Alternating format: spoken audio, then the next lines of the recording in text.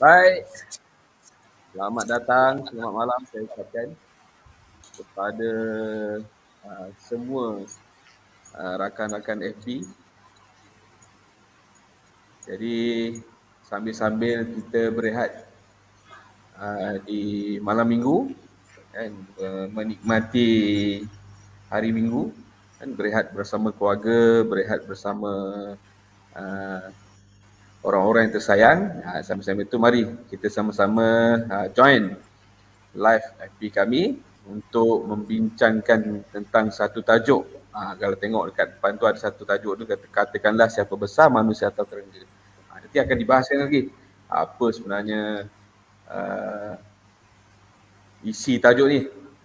Jadi pada malam ini secara dasarnya kami akan bersiaran secara live di Facebook secara dalam lebih kurang 1 jam untuk membahaskan tentang tajuk tu tadi. Okey, jadi sebelum tu saya jelaskan sedikitlah untuk perjalanan sesi pada malam ini. Jadi untuk malam ini sesinya adalah di sesi katakanlah iaitu kelolaan hidup, yang mana hidup ini adalah satu platform forum bual bicara kelolaan Ali Imran. Jadi siapa Ali Imran ni? Jadi kalau tengok apa, Ali Imran ni adalah seorang wartawan yang sudah lama sebenarnya dalam dunia kewartawanan. Jadi platform hidup ini adalah satu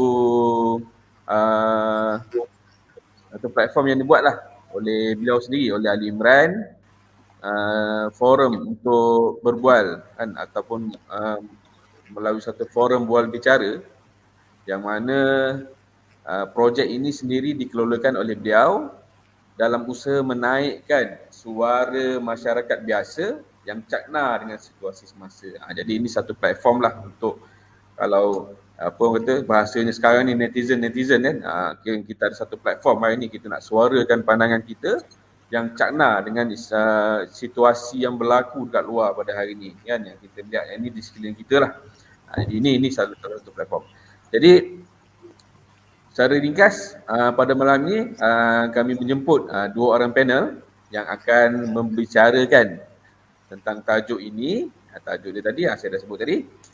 Jadi saya, sebelum kita pergi lebih lanjut kepada perbahasan tajuk, saya memperkenalkan dulu panel kita pada malam ini, iaitu ada dua orang yang dijemput untuk membahaskan tajuk ini.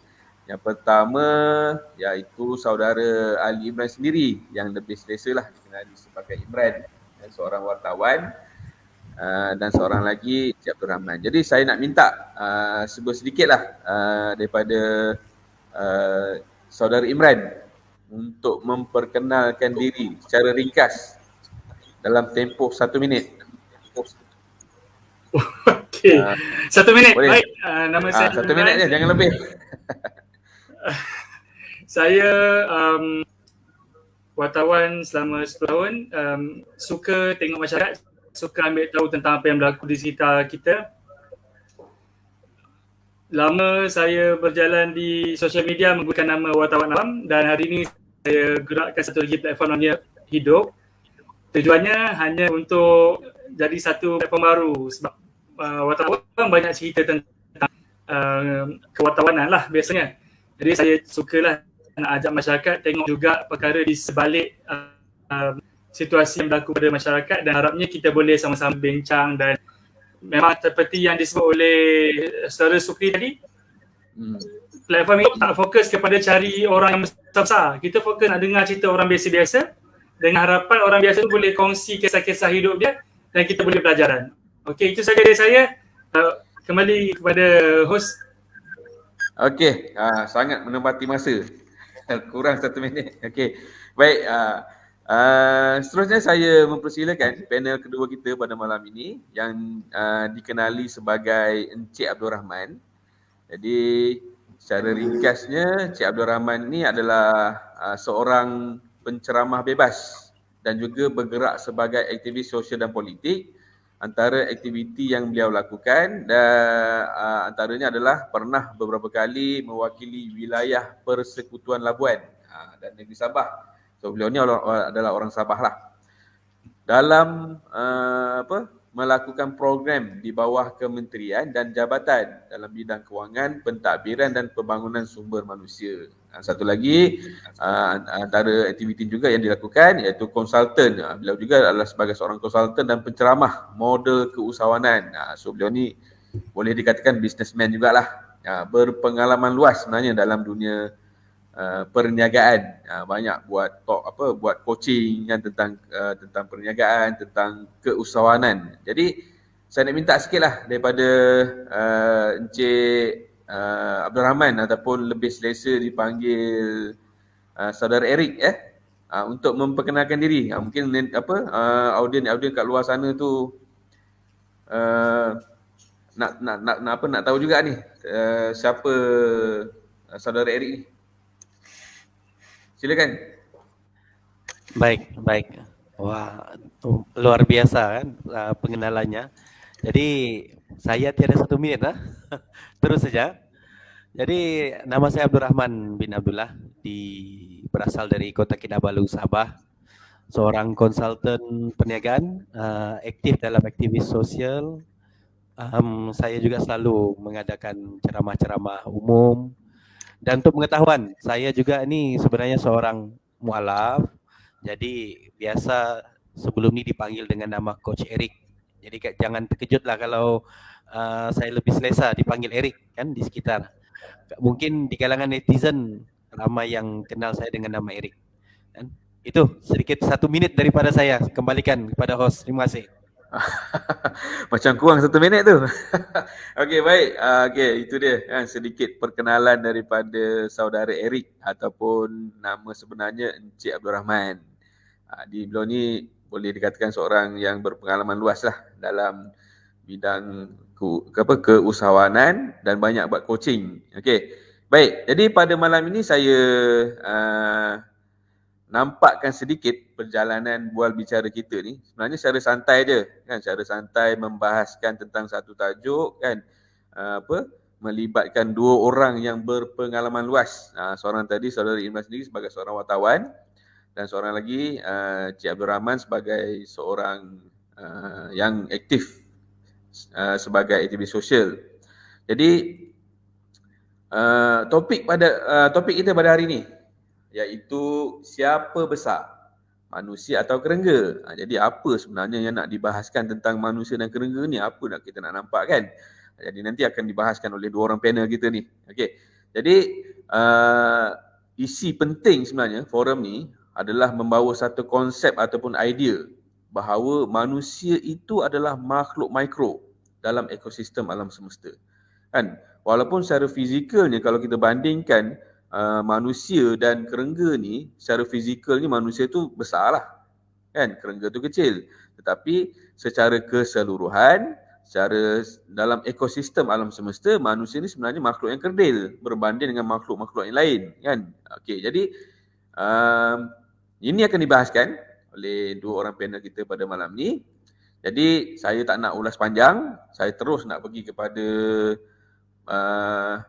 perbahasan tajuk kita pada malam ni, iaitu siapa besar, kerengga atau manusia. Okey. Jadi soalan pertama ni saya nak ajukan dulu kepada Saudara Imran lah kan, sebagai orang yang berpengalaman luas dalam dunia kewartawanan. Okey, berdasarkan pengalaman Saudara Imran sendiri kan. Okey, bagaimana peranan manusia ni sendiri dalam ekosistem alam semesta? Kalau boleh Saudara Imran boleh jelaskan sikit tentang tu. Okey, awal dah habis soalan kejam. Okey. Baik, cerita panjang pun tadi Sukri dah letakkan bahawa kita akan cerita tentang sama ada manusia besar ataupun kedudukan manusia dan ekosistem ni. Saya rasa mudah untuk saya mulakan dengan mungkin kisah peribadi sebagai wartawan. Saya dapat berpengalaman untuk lihat manusia daripada berbagai jenis. Kita sebagai wartawan, kita boleh masuk ke orang yang paling rendah posisinya dalam masyarakat, duduk tepi jalan sembang-sembang, orang gelendangan ke, orang yang terbuang, dan sebagainya lah. Sampailah ke orang yang bertaraf YB, menteri-menteri dan sebagainya. Juga dengan orang di antaranya mungkin orang-orang pekerja biasa, pekerja penjawat awam, mungkin juga orang yang kerja di dapat jawatan atau pangkat-pangkat besar, datuk ke apa ke. So kita tengoklah juga kan daripada dalam dan luar negara situasi masyarakat di sekitar. Jadi kalau kata soalan utama tadi tentang ekosistem manusia tadi, saya fikir boleh juga kita consider manusia ni sebenarnya betul lah. Sebab dengan mana-mana makhluk, kita ada kebolehan untuk berfikir, kita boleh buat keputusan untuk diri kita sendiri, kita boleh tentukan hidup kita sendiri, dan yang paling penting daripada keputusan kita tu lah yang membawa kepada sama ada masyarakat tu jadi baik ataupun jadi buruk. Itu yang kita seronok nak fikir lah. Sebagai wartawan, melihat masyarakat, kita banyak belajar dan juga ambil pelajaran untuk diri sendiri. Macam mana benda ni boleh perbaiki diri kita dan juga bagaimana benda ni boleh bawa diri kita ke satu tahap kehidupan yang lebih tinggi. Adakah kita saja keadaan kita macam ni ataupun kita boleh perbaiki lagi cara hidup kita, peradaban kita dan sebagainya. Tanya saya, hari ini manusia berada dalam posisi yang sangat strategik dalam ekosistem. Tindakan daripada manusia akan memberi kesan kepada seluruh alam semesta. Bermula daripada diri kita sendiri. Contoh di rumah, tindakan diri kita untuk mungkin jaga kebersihan, dia boleh kesan kepada tahap kesihatan masyarakat kita di sekitar. So sama juga dengan orang yang berpangkat lebih tinggi. Kalau dia sebagai penentu dasar ataupun penguat kuasa ataupun orang yang membuat keputusan, perbuatan dia menyebabkan dunia akan ada kesan. Dunia akan sama ada jadi lebih baik atau jadi buruk. Jadi pada saya, peranan manusia dalam ekosistem ni sangat besar dan kita sebenarnya boleh mengubah lanskap alam ni kalau kita nak. Mungkin itu dulu saya start kot soalan kejam dulu kat awal ni. Baik, saya rasa tidaklah terlalu kejam lagi tu. Mungkin nanti ada lagi soalan-soalan nak tanya ni. Rasanya ada lebih kejam ni. Tapi saya nak dengar dulu pandangan daripada saudara Eric pula berkenaan soalan yang sama juga tentang peranan manusia dalam ekosistem ni daripada sudut pandang saudara Eric sendiri. Silakan. Terima kasih host kita malam ni. Soalan dia memang besar lah soalan ni. Jadi saya sendiri mungkin boleh bawa dari sudut pandang saya kan, daripada pengalaman saya sendiri. Untuk pengetahuan kan semua, saya ni mungkin sebagai seorang mu'alaf kan. Mu'alaf tu maksud dia ramai orang kata kembali kan. Sebenarnya saya itu sudah kembali 2 kali. Kan? 2 kali, bayangkan. Pernahkah ada orang mu'alaf ataupun kembali 2 kali? Kan? Jadi untuk menjawab memberi komen kan tadi apa yang saudara Imran katakan, saya mungkin ini saya boleh jelaskan dari sini kan, daripada pengalaman. Kan? Kalau keluarga saya tuh itu bekerja sebagai buruh sektor pembalakan kan, jadi kita tinggal di kawasan kongsi kan, yang di mana berkumpul kan di kawasan yang sama. Jadi jiran saya sebelah rumah tuh pada waktu malam kan dia selalu mengaji selepas pukul 7 lebih begitu dia mengaji, dan saya pun selalu main lah di situ kan sebab ramai kawan kan. Dan masa kecil saya ini sekolah Cina kan. Di sekolah Cina ni dia tidak ada halangan kita mau masuk kelas. Dia ada 2 kelas saja, satu kelas agama atau satu lagi kelas pendidikan moral. Saya selalu masuk kelas agama kan, sebab kawan-kawan saya ramai di situ. Sampai ustazah masa tu dia bagi saya nama Abdul Rahman. Jadi nama Abdul Rahman ni saya sudah dapat dari sekolah rendah lagi. Terus kan sampai seterusnya saya memang di kelas agama lah kan. Jadi Itu cerita yang kali pertama. Kali keduanya tuh kembali, kan? Apabila saya sudah dewasa, umur sekitar 18-19, saya punya abang angkat. Dia pensyarah di UMS, kan, dengan dekan UMS masa itu ajak daftarlah saya punya pengislaman, kan. Masa itu saya berpikir, kan, sebab dia sudah kena daftar, kan, masuk tukar nama di IC, nama Abdurrahman. Masa itu baru saya berpikir, kan, kenapa saya mau masuk Islam, kan? Kenapa saya mau convert, kan? Alhamdulillah pada masa itu, kan, kita belajar dari sudut agama dan kitab, kan. Jadi Islam, kan, saya lihat di situ kenapa kita perlu melihat, kan, kembali bentuk dua kali ini. Kali pertama tuh, kan, mualaf ataupun kembali kali pertama tuh sebab saya ikut-ikut orang. Tapi kali kedua tuh sebab saya benar-benar mahu memahami, kan. Jadi mungkin, kan, yang ada di sekitar sini nih, di dalam program ini ataupun forum malam ini boleh berpikir, kan, siapa di sini yang pernah melalui kembali kali pertama, dan ada tidak yang sudah kembali kali kedua, kan, yaitu betul-betul memahami, kan, apa yang dikatakan kembali kepada Tuhan tu, kan. Jadi kembali kepada persoalan ni tadi, kan, saya mau menjawab nih dari sudut pandang nih, kan. Persoalannya siapa lebih besar, kan, siapa apa nih, kerengga atau manusia? Sebenarnya adakah manusia itu besar? Itu persoalannya, kan. Sebenarnya kita ni manusia, kita dicipta esensinya adalah akal, kan. Berbeza manusia dengan alam yang lain, makhluk yang lain, itu akal pikiran. Jadi manusia, kalau kita ukur secara fisik, manusia tidak cukup besar sebenarnya. Ada makhluk yang lebih besar dari manusia, kan?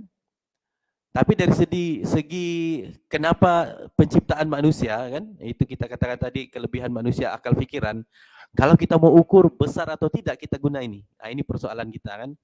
Adakah manusia ini besar secara cara pikirnya? Kan? Apa guna manusia ada akal tapi tidak digunakan untuk berjalan di dalam kebenaran, kan? Nah, itu ukuran besarlah kalau bagi saya, kan. Tapi mari kita lihatlah, kita bincang sama-sama, kan. Saya pun berminat nih tengok dari sudut pandang seorang wartawan yang aktif di lapangan, macam mana sudut pandang dia. Jadi kalau itu dari saya sendiri masih samar-samar lah, kan, untuk melihat siapa lebih besar manusia atau kerengga, kan. Itu kalau setakat itulah kalau dari saya kembalikan kepada host. Terima kasih. Okey, baik. Itu penjelasan daripada saudara Eric berkenaan dengan soalannya tadilah, peranan manusia tu dalam ekosistem. Jadi sebenarnya kita nak nampakkan apa sebenarnya tajuk yang kita nak bahas pada kali ni, kan, iaitu manusia atau kerengga, siapa lebih besar. Bukan kita nak nampakkan daripada sudut fizikal manusia dan kerengga tu, tapi ada peranan lain yang kita nak nampakkan, kan. Mana yang lebih utama sebenarnya, mana yang lebih penting, mana yang lebih kita nampak lebih ke depan, manusia tu atau kerengga tu sendiri. Dalam kita nak melihat ekosistem alam semesta tu sendiri. Okey, baik. Saya lanjut pada soalan seterusnya. Okey, saya tanya, saya tertarik tadi pada satu statement daripada saudara Eric. Beliau adalah seorang mualaf. Betul saudara Eric? Betul, betul. Dah berapa lama dah tu convert? Kalau boleh kita kongsilah sikit. Sebenarnya dari sekolah rendah memang sudah di situ, kan, sudah keluar masuk kelas. Tapi betul-betul berdaftar tu tahun 2000 lah, tahun 2000. Maksudnya dah masuk dah lebih 10 tahun lah, ya. Sebagai seorang mualaf, ya.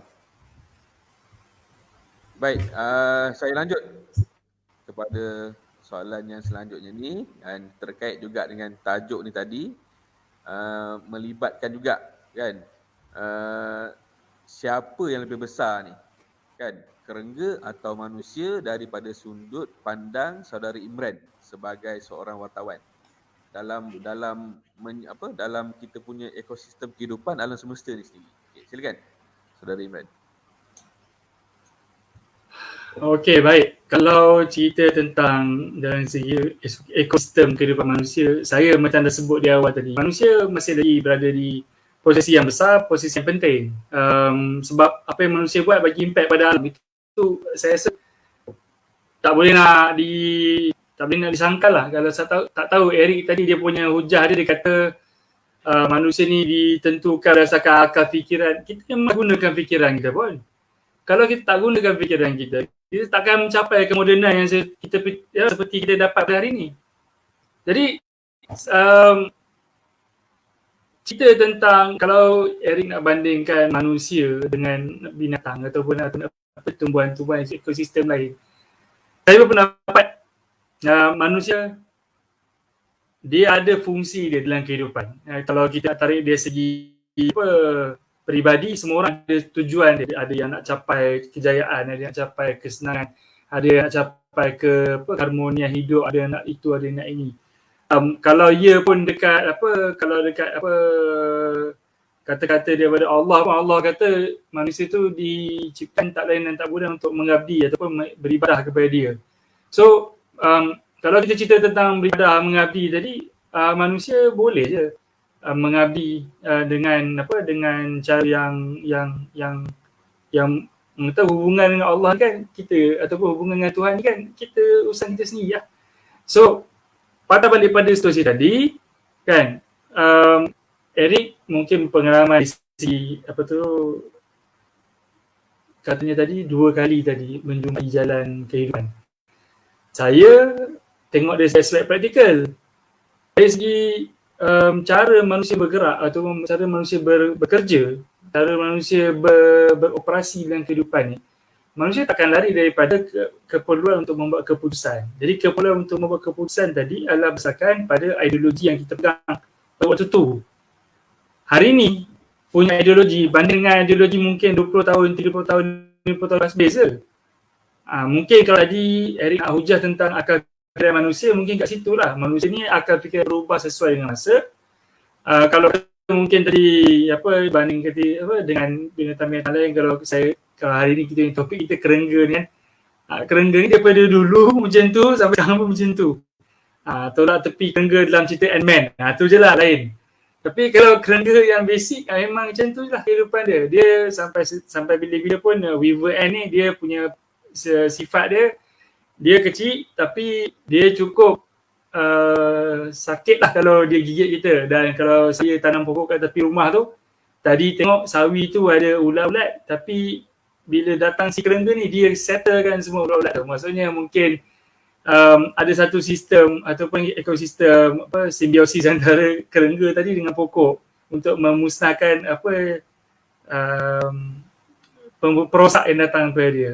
Mungkin di situlah nak hujah cerita tentang ekosistem. Tapi kalau cerita tentang akal manusia dan sebagainya, saya fikir manusia kena faham kenapa dia hidup. Tu saya setuju. Hujah yang saya keluarkan tadi saya pun pegang. Manusia kena faham kenapa dia hidup. Di mana posisi manusia dalam ekosistem, saya rasa memang kita ada peranan dalam ekosistem. Kalau hari ini kita buat sesuatu perkara akan memberikan kesan.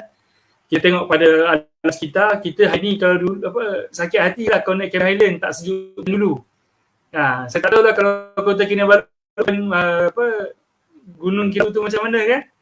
Tak pernah naik, saya boleh naik satu hari. Tapi kita tahu perbuatan manusia berikan kesan pada alam. Itu for real, for sure. Tahu lagi alam ni boleh bertahan selama mana. Kita hari ni meminjam daripada generasi kita yang akan datang.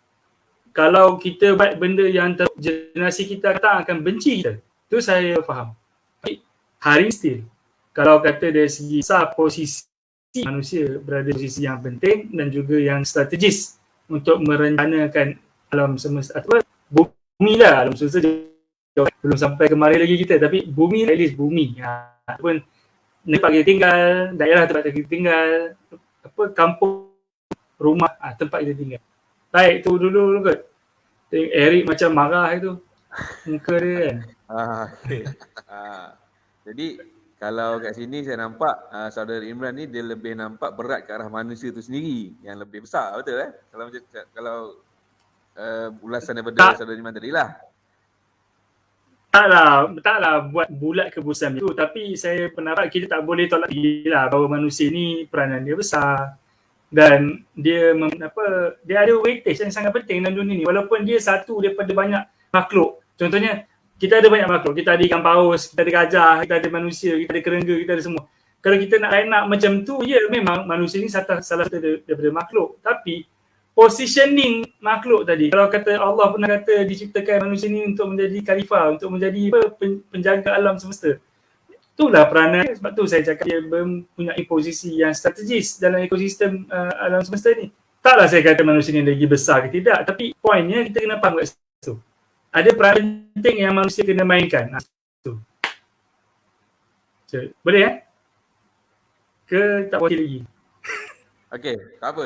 Nanti kita dengar pula jawapan daripada saudara Eric. Sebab saya nampak saudara Eric dia macam kurang setuju ni dengan pernyataan saudara dengan Imran ni. Okey, saya nak dengar pula daripada saudara Eric ni tentang sebab kalau melihat daripada perbahasan saudara Eric tadi, nampak manusia ni dia kurang nampak keberkesanannya dalam peranan manusia tu sendiri kan. Lebih nak nampak pada sifat mengurus tu lebih jelas nampak pada kerengga tu. Jadi nampakkan kerengga tu lebih ke depan daripada manusia. Jadi macam mana daripada prediksi saudara Eric menjelaskan tentang kerengga ni? Baik, host nampak macam makin panas ni ya. Kalau kita lihat tadi Uja kan apa yang dibawa oleh saudara Imran tadi, dia kata kedudukan manusia tu kan, dia ada kelebihan, dia ada kedudukan dia itulah yang ada peranan dia yang dikatakan besar lah kan, manusia tu berbanding dengan alam, berbanding dengan kerengga tu sendiri kan. Tapi saya cuba, mari kita lihat dari satu sudut yang lain lah kan. Satu sudut kalau kita fikirkan kan, kalau kita lihat alam ni tidak pernah saling merosakkan satu sama lain. Kan itu tidak pernah kan. Kalau ada pun yang kita tengok yang kita nampak macam satu macam kejam pada alam ni, itu sebenarnya tindak balas dalam alam. Yang kita katakan hidup dan mati itu adalah satu proses keseimbangan alam yang sebenarnya fitrah. Kan? Satu sistem yang proses alam yang fitrah yang kita lihat kalau harimau makan pemangsa kan. Tapi hakikatnya alam tidak pernah saling merosakkan satu sama lain. Berbanding dengan yang manusia hari ini yang dikatakan peranan yang besar itu kan, saling merosakkan satu sama lain kan. Jadi ada satu statement, ada satu kenyataan sebelum ini saya pernah dengar kan. Dengan nafsu darjat manusia itu rendah seperti haiwan, dengan akal darjat manusia seperti malaikat. Jadi ini sebenarnya statement ini seperti lucu kan, seolah-olah mau tunjukkan haiwan ini rendah darjat dia. Kalau manusia kalau ikut nafsu darjatnya sama macam haiwan, seolah-olah darjat haiwan ini rendah kan. Sebenarnya kalau kita pikir, kita lihat di hutan, kita lihat di kampung-kampung luar bandar, siapa yang menggundulkan hutan? Kan, bukit-bukit ini siapa yang gundulkan? Siapa ratakan bukit ini? Siapa? Kan? Nanti ada istilah apa? Haiwan liar ataupun binatang buas, kan? Kalau ada haiwan liar atau binatang buas nih, biasa kalau kita dengar ada binatang buas semua orang takut. Haiwan kalau ada dalam hutan tuh ada binatang buas, dia dengar dia lari. Cium bau pun sudah lari. Tapi pernah tidak kita terfikir? Kan? Binatang buas yang tadi kita cakap buas nih, dia tinggal di dalam hutan yang sama berpuluh tahun, tapi makhluk dalam hutan itu tidak habis, tidak pupus. Kan? Berpuluh tahun, beratus tahun, kan tidak pupus. Kan? Jadi dia macam ganjil tau, sebab ini binatang buas, makhluk yang penuh dengan nafsu, tapi dia tidak merosakkan alam, tidak merosakkan ekosistem kehidupan. Kan?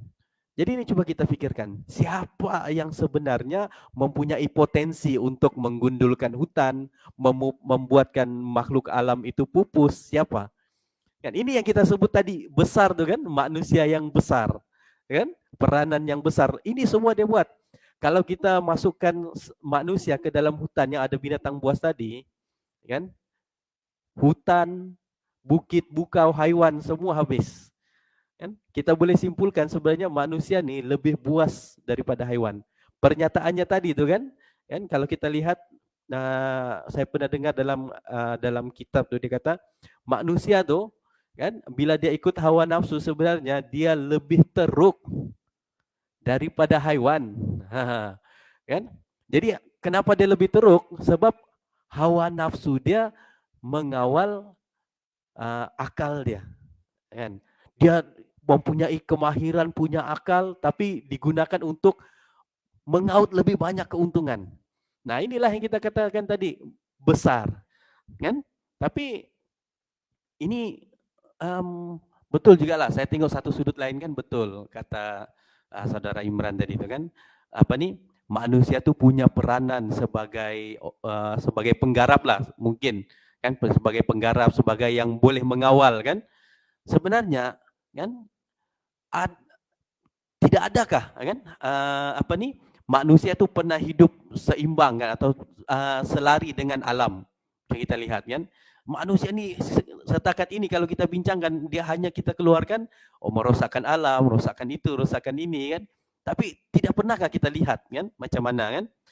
Coba kita lihat ada satu kajian pendataan daripada Kementerian Kesehatan Malaysia. Kan? Itu lebih 10 tahun kajian ini, data ini dikumpulkan mengenai dengan wabak denggi. Kan? Jadi wabak denggi ini dia menjadi wabak, kes dia paling tinggi. Coba teka di mana? Kes wabak denggi paling tinggi adalah di kawasan bandar. Kawasan perumahan di bandar dan tepi bandar. Itu paling tinggi. Coba kita pikir apa beza nyamuk di bandar dengan di luar bandar nih, apa beza? Kan? Di kampung, bukankah di kampung lagi banyak nyamuk? Tapi kenapa wabaknya di bandar? Kan? Jawaban dia mudah. Sebab sebenarnya manusia yang tinggal di bandar nih, yang dikatakan hidup modern, sebenarnya kehidupan yang cara hidup mereka itu sebenarnya membelakangkan. Kan? Jauh daripada kehidupan fitrah manusia. Kan ini yang kita katakan fitrah tadi kan. Fitrahnya manusia adalah manusia berpikir. Tapi untuk apa pikiran? Kan kalau tidak dijalankan untuk kebenaran, kan? Jadi ini kita boleh pikirkan kan kembali nih. Kalau tadi itu contoh tadi itu kenapa di luar bandar walaupun banyak nyamuk tapi case denggi tidak tinggi. Sebab kalau di bandar cara hidupnya buang sampah merata-rata kan jadi nyamuk ini terpaksa hidup kan di dalam tidak terpaksa membiak di dalam kawasan sampah. Jadi penyakit yang kita hadapi hari ini bukan disebabkan oleh nyamuk tadi, bukan disebabkan oleh benda lain, tapi disebabkan kita sendiri. Dan coba kita pikir tuh. Kesimpulan saya di sini masih manusia tidak besar, kan? Manusia tidak cukup besar. Kan? Kalau dikatakan kehidupan modern, maju itu semua kan, dikatakan tadi itu ada peranan besar, itu bukan besar. Kan itu merosakkan sebenarnya. Kan? Nah, itu kalau dari saya lah setakat itu. Kan boleh saya kembalikan pada host. Terima kasih. Okey, tu kan masih nampak kan kerengga tu sebenarnya lebih berperanan penting dalam ekosistem kan. Okey, jadi ada apa?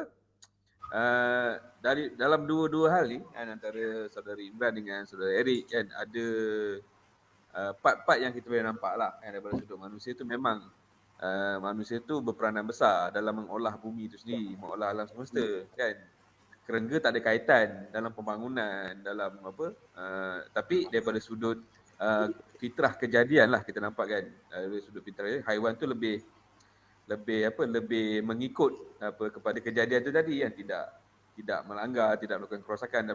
Macam saudara Eric nampakkan tadilah kan, manusia tu walaupun berperanan besar tetapi peranan besar ni lebih nampak pada kerosakan. Betul macam tu saudara Eric?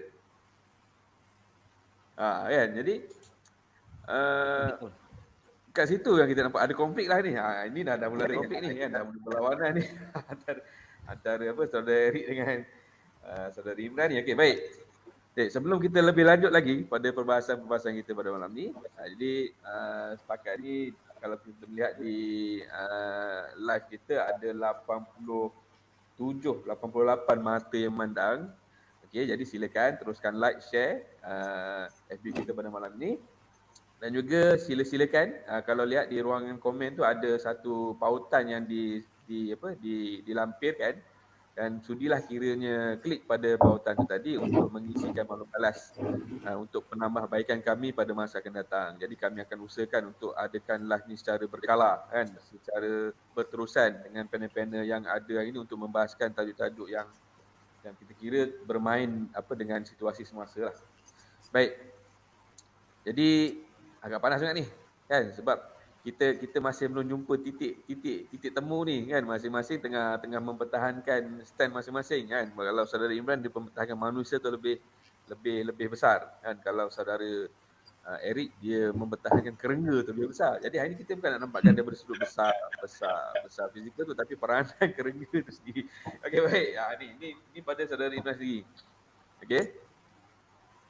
Jadi kalau pada saudara Imran sendirilah kan, apa yang dinyatakan oleh saudara Eric tadi tentang kerengga ni, adakah saudara Imran bersetuju dengan beliau? Ada setuju, ada tak setuju. Saya rasa Eric pun dah bagi satu contoh yang menyokong apa yang saya sebut sebenarnya.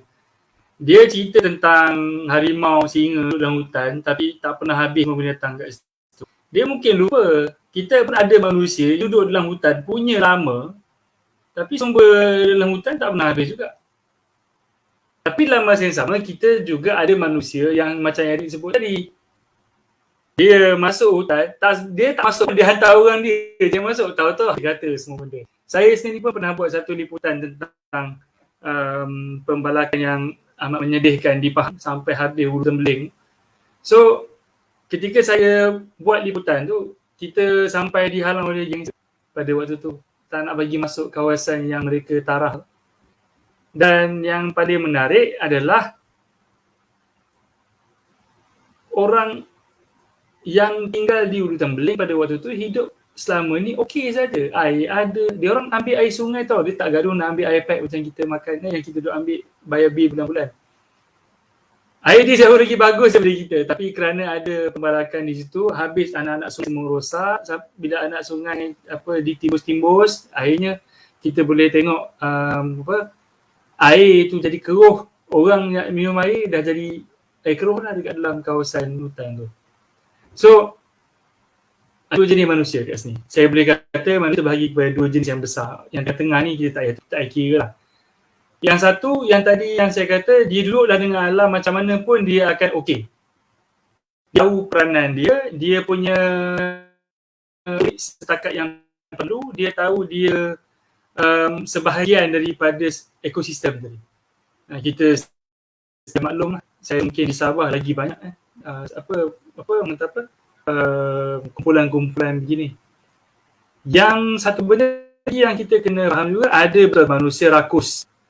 Ini manusia yang memang ikut kehendak diri sendiri, memang tak pernah fikir apa Tuhan kata apa benda ke, apa tu nama dia, moraliti tak ada, dia punya fikir tembolok dia saja. Ini memang ada manusia macam ni.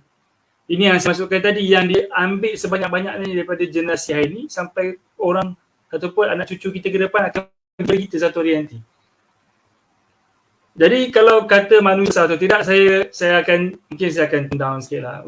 Saya tak katalah manusia tu besar ke tak, tapi saya still pada saya punya point tadi, manusia ada posisi yang penting dalam ekosistem, tapi posisinya tadi akan ditentukan oleh ideologi yang dia pegang. So ideologi ni tadi akan menentukan sama ada dia menjadi manusia yang membawa rahmatan ataupun membawa kebaikan kepada alam semesta ataupun kepada golongan sekitar dia sampailah luas kepada komuniti lebih luas, negara, dunia dan sebagainya.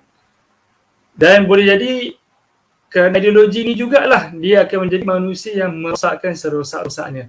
Saya pernah berpeluang untuk berbicara dengan satu sami besar daripada yang bertugas ataupun yang menjadi orang-orang apa tu kepercayaan lah di Bhutan.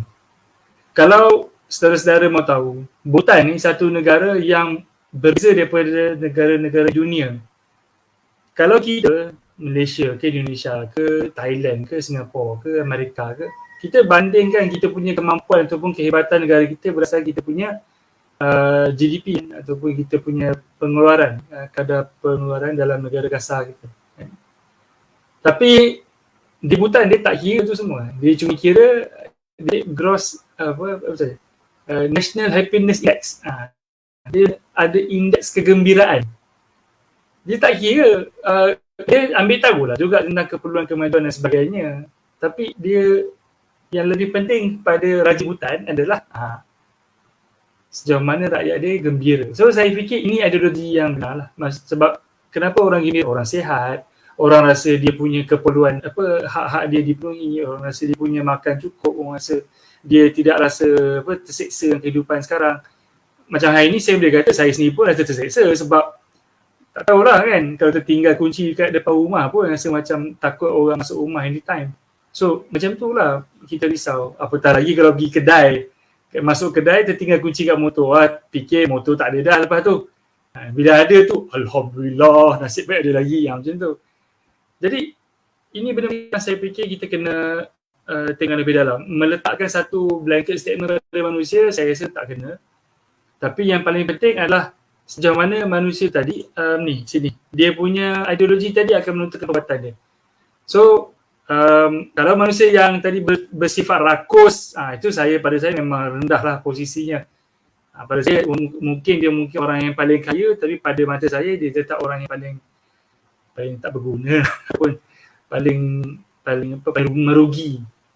Tapi kalau orang yang tadi dia tahu peranan dia, dan kerana peranan dia boleh membawa kebaikan kepada komuniti dan juga masyarakat sekitar, apatah lagi dengan hidupan lain. Saya rasa itu perkara yang sangat kita alu-alukan dan kita harap semua orang boleh jadi macam tu. Mungkin okey ke? Eric okey ke? Rasa macam nak ada benda tak kena ke? Tapi saya rasa kena fikir balik, manusia ni tak boleh kita nak berikan statement. Binatang tak ada, binatang lain cerita dia. Dia memang tak ada. Kita pernah tengoklah binatang buat parti politik, tak pernah. Manusia ada. Kan? Yang sebelah sini demokrasi, sebelah sini sosialis, tak mau ambil macam-macam untuk sekali masing. So saya fikir ideologi itu akan menjadi kayu ukur utama kepada sejauh mana manusia itu tadi boleh memainkan peranan dia dengan baik atau tidak dalam cycle kehidupan di kita punya cycle of life ni lah. Mungkin kita kena bantu sama-sama untuk perbaiki masyarakat kita untuk tambah baik supaya kita jadi ideologi yang satu lagi tu lah. Okey? Baik. Okey, baik. Tu penjelasan daripada Imran kan terkait dengan peranan manusia tu. Jadi pada audien yang bersama live kami pada malam ni, jika ada yang nak bertanya, nak komen, silakan dan letakkan di ruang komen. Jadi nanti ada soalan-soalan yang boleh dijawab oleh ahli panel nanti, kita akan pick lah. Okay, silakan kan jika ada nak bertanya sepanjang live kita pada malam ni. Jadi saya nak tanya pada Eric kan, tentang statement Imran tadi kan. Walaupun pada permulaan tadi nampak keras kan, masing-masing ada stand kan. Saudara Imran dengan manusia tu yang lebih nampak peranan dia, saudara Eric dengan stand kerengga tu lebih bagus nampak kalau betul lah kan. Tapi hari ni kalau nampaknya kalau daripada jawapan saudara Imran tadi dah ada sedikit kelonggaran kat situ. Ada sedikit kelonggaran, maksudnya manusia tu memang berperanan sebagai pengurus kan, yang manage bumi ini, tapi harus juga mencontohi haiwan kan, yang mana hari ini haiwan tu sebagai satu contoh kehidupan yang mengikut ketetapan membawa kepada satu kesejahteraan dalam ekosistem haiwan itu sendiri. Jadi kalau daripada saudara Eric, bagaimana dengan pandangan saudara Eric dengan apa yang dibahaskan oleh Imran tadi? Silakan. Oke, kalau kita perhatikan tadi ada satu contoh kan yang saudara Imran kongsikan sendiri. Ini pengalaman saudara Imran ini luar biasa kan. Sebab dia sudah pernah masuk ke ceruk-ceruk dan melihat kan kesan-kesan perbuatan manusia, tapi dia masih tidak boleh terima nih hakikat kan, bahwa kan kalau kita tengok contoh tadi yang dia katakan tadi apa, orang yang dapat bekalan air apa semua, yang orang asli atau orang yang tinggal di kawasan pedalaman tuh kan hidup bahagia, sempurna, harmoni dengan alam, cukup. Tiba-tiba datang orang yang mahu membongkar hutan, mengambil balak, kan dorang habis bekalan semua. Ini sebenarnya dapat satu jawaban kan. Sebenarnya kata kuncinya di situ bukan besar kepada yang saudari Imran katakan tadi itu ideologi, bukan ideologi. Dia sebenarnya siapa yang berkuasa. Nah itu, golongan yang berkuasa, kita katakan 1% tuh. Walaupun kita nih ada lebih kurang 30 juta penduduk kan Malaysia, tapi yang berkuasa 1% itu yang penentuannya. Kan? Sebab pembangunan yang kita katakan permodenan semua itu dipegang, dikuasai oleh yang katakan yang 1% nih. Dan hakikatnya yang berkuasa hari ini, yang memegang tanggung jawab, mendapat peranan hari ini, semua berfikir kita membuat perubahan, kita buat pemajuan, semuanya atas dasar mahu dapat keuntungan, mahu melayani hawa nafsu sendiri kan. Saya boleh simpulkan kan, hawa nafsu manusia hari ini yang kita katakan jadi pemimpin, jadi peneraju ekonomi, sains dan lain-lain tuh semua tuh hanya melayani hawa nafsu dia saja. Buktinya kenapa hari ini kita mahu berlumba-lumba siapa yang dapat pergi ke bulan, ke Marikh, kenapa? Sebab hawa nafsu manusia sudah tidak cukup, sudah terlalu besar nih, tidak cukup untuk di bumi saja. Dia kena keluar daripada bumi untuk melayani hawa nafsu dia tuh. Kan? Jadi itu sebenarnya saudara Imran itu dia tidak sadar, dia pun sendiri kan masih mengharapkan yang kita katakan harap-harap ideologinya betul. Tidak, semua hari ini siapa yang dimanapun kita pergi, belok kiri, belok kanan, semua tuh ideologinya, pahamannya adalah mau dapat keuntungan yang berlipat kali ganda. Jadi dia pasti akan merosakkan.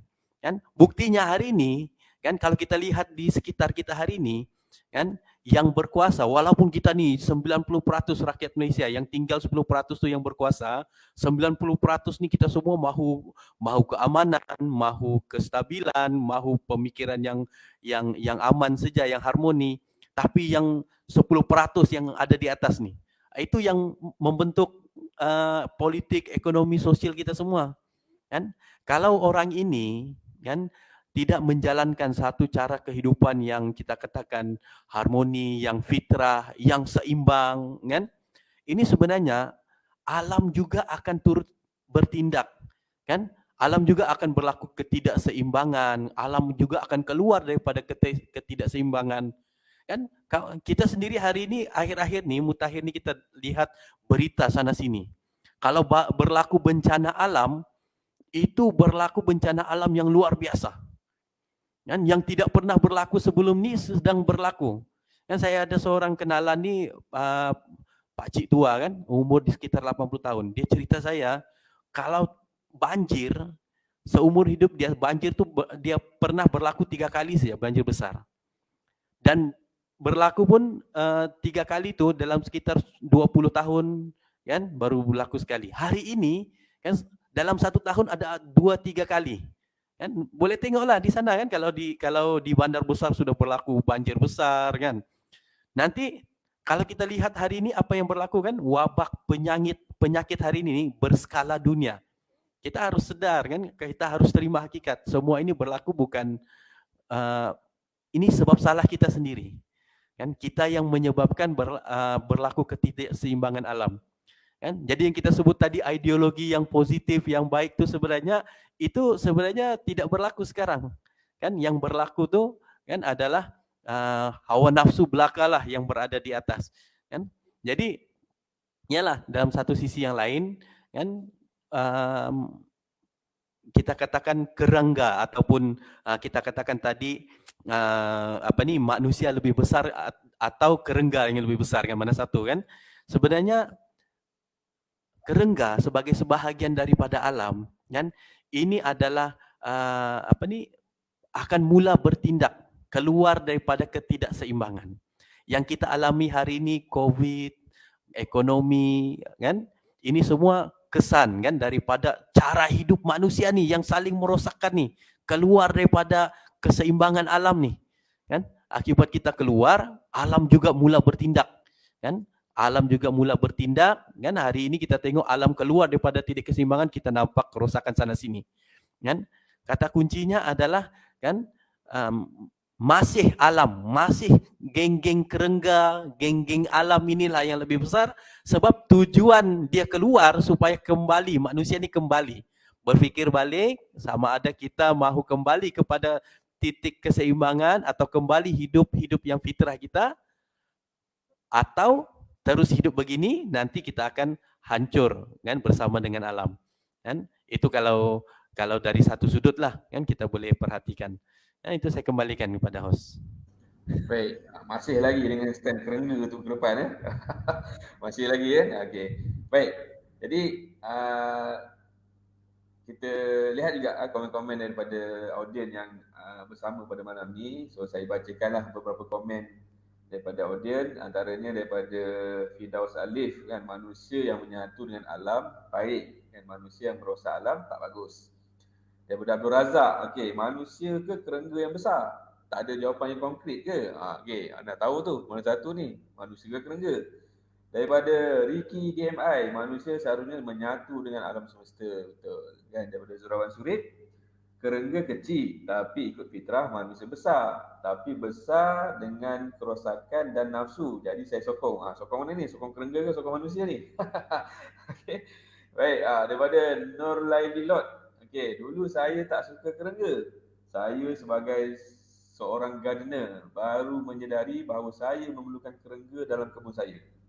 Ada studi mengatakan kerengga adalah salah satu cara alami untuk mengawal serangga perosak. Jadi saya rasa fungsi kerengga besar juga dalam hidup manusia. Jadi ada check and balance lah kan. Manusia tu punya fungsi, kerengga juga punya fungsi. Jadi masing-masing kalau bekerjasama pasti akan mendatangkan satu yang baik. Jadi hari ini kita nak cari satu titik macam mana manusia dan kerengga ni boleh bekerjasama. Sehingga nanti ada satu jawapan daripada panel kita hari ini bersetuju. Okey, manusia dan kerengga ni boleh kerjasama. Okey, jadi secara kesimpulan lah, kita ambil kesimpulan lah sedikit daripada saudara Imran yang berkenaan dengan manusia dan kerengga ni. Bagaimana kita nak nampakkan apa kaitannya manusia dengan kerengga ni dalam ekosistem. Okay, silakan. Okay, kalau kita nak tarik balik kepada basically discussion kita pada malam ni, saya rasa ini bukan isu manusia atau kerengga. Dia cuma isunya adalah perbuatan. Jadi kalau hari ni kita nak cerita manusia kerengga, saya tak habis discussion. Tapi kalau nak cerita tentang perbuatan tadi, kalau saya fikir Eric punya hujah very simple. Dia kata makhluk-makhluk di muka bumi ni, contohlah kerengga. Jadi katanya dia berperanan, dia patutnya dijadikan contoh oleh manusia untuk manusia ikut supaya manusia nanti jadi tidak merosak alam dan sebagainya. So saya rasa komen legit lah, boleh pakai.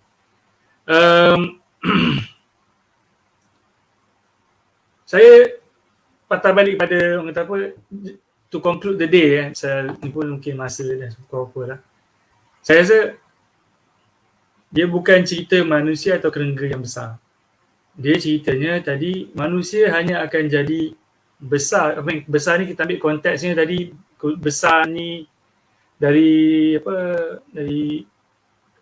peranan yang membawa kebaikan lah, bukan peranan membawa keburukan, ataupun dari mata Tuhan lah, bukannya daripada mata manusia. Kalau mata manusia dia tengok kereta banyak mana, duit banyak mana, itu very materialistic. Itu nilai cara kita melihat kehidupan tu dah sangat rendah. Jadi kalau kita patah balik perbuatan tadi yang menentukan. So kalau tanya saya okey je dengan apa Eric punya point tadi. Kita kena jadi part of the ecosystem. Bukannya the one yang overpower ataupun yang mengaut segala benda daripada ekosistem. Bukan macam tu. Sebab saya rasa kita dah tengok banyak lah kesan-kesan keburukan perbuatan manusia daripada zaman ke zaman. The moment manusia tu jadi tamak, dia akan capai satu titik yang mana dia dah tak kira benda lain, dia kira diri dia je. So di situ manusia punya perangai tak jauh daripada, ataupun mungkin lebih teruk dari binatang. Kalau kata kita nak ambil binatang apa yang paling orang tak suka, katalah babi kan. Kalau maki-maki orang je keluar perkataan tu kan, mungkin manusia lebih teruk daripada babi. Sebab apa? Sebab babi tu bernengus macam mana sekalipun, menyondol macam mana sekalipun, itu je lah function yang Tuhan bagi kat dia dan dia buat. Kita tak pernah tengok babi cuba menjadi accountant ke engineer, tak ada. Kita tahu buat kerja babi. Manusia, sebagai manusia perlu menjalankan kerja manusia. Kalau manusia tadi Allah perintahkan dalam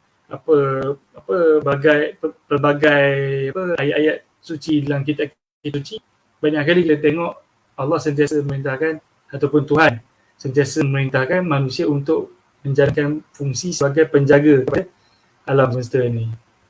Jadi ini sangat penting untuk kita faham, dan I think ni bukan, saya patah balik tadi, conclusion saya bukannya siapa lagi besar. Conclusion saya adalah pada haiwan ataupun pada kerengga tadi yang menjadi kita punya contoh kita pada hari ini, dia tak ada masalah. Dia memang dah buat kerja dia, so kita tak ada isu dengan dia. Manusia kalau berperanan seperti kerengga tadi, macam mana dia menjalankan dia punya peranan dalam ekosistem tu dengan baik, itu manusia yang bagus. Tapi kalau dia tidak menjalankan peranan dengan baik, saya fikir itu bukan manusia yang sesuai untuk kita jadikan sebagai contoh dalam kehidupan kita. Mungkin itu. Boleh Sukri? Okey, baik saudara. Baik, Imran. Jadi sedikitlah daripada saudara Eric secara kesimpulannya kan berkenaan dengan tajuk hari ini. Terima kasih Abang Syukri kita kan, host kita pada malam ni kan. Terima kasih juga pada Imran kan atas jemputan hari ini.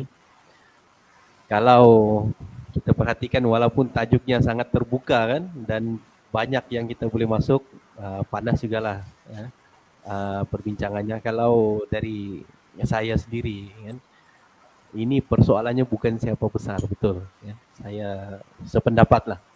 Ini bukan persoalan siapa besar. Ini persoalan siapa yang menjadi rahmat bagi alam. Itu soalan dia kan. Siapa yang hadir hari ini menjadi rahmat bagi alam. Kan? Jadi itulah kalau kita lihat yang lebih besar sebenarnya. Kan? Kerengga sebagai sebahagian daripada alam sudah melaksanakan tugasnya, tapi kita manusia nih, kan? Manusia ini terlalu rosak. Saya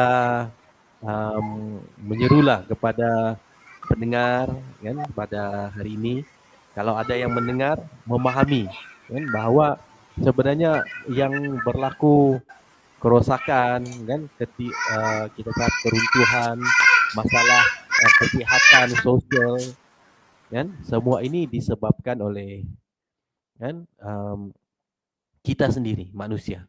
Kan kita sendiri manusia yang membawa satu cara fikir, satu cara hidup kan.